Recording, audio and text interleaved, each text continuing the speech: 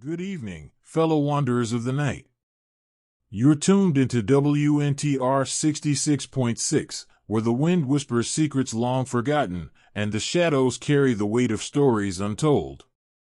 Tonight, we take you to a place where the innocence of youth has long since been swallowed by something far darker, the once charming Elmswood Park.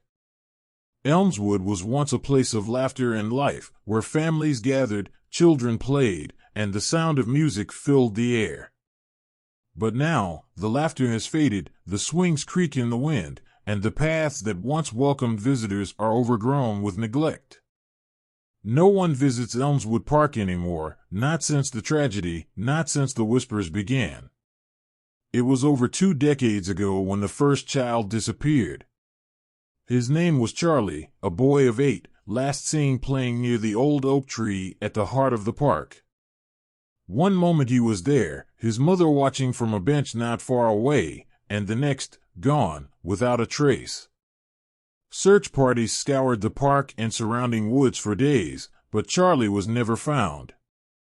The town mourned, but Elmswood Park continued to hum with life.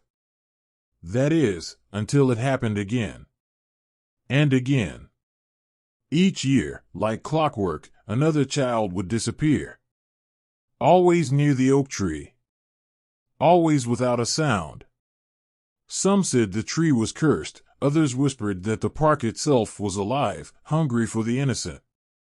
But no one had answers, and the town, out of fear or perhaps out of guilt, slowly began to avoid the park altogether. The playground rusted, the paths cracked, and the trees grew wild and untamed.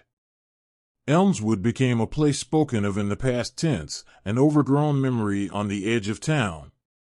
But the park was not forgotten, at least, not by everyone. In the years since the disappearances, strange occurrences have been reported by those foolish or brave enough to venture into Elmswood after dark. Some claim to have heard laughter echoing from the swings, though the park stands empty. Others have seen figures, small, shadowy shapes darting between the trees, their outlines barely visible in the fading light. And then there are the whispers. Faint, indistinct voices that seem to call from the old oak, growing louder the closer you get, though the words are never clear. Some say the voices are those of the missing children, trapped in the park, calling out for help that will never come. Others believe the voices belong to something else entirely, something that resides within the oak, something ancient and malevolent. They say the tree was there long before the town, long before Elmswood Park was built, and that it has been waiting, feeding on the innocence of those who wander too close. A few years ago, a local historian unearthed an old map of the area, dating back to before the town's founding. Elmswood Park wasn't always a park. Long ago, it was the site of a grove, a place of rituals, where offerings were made beneath the same oak tree that now stands at the heart of the park. But these weren't offerings of flowers or food, they were offerings of blood.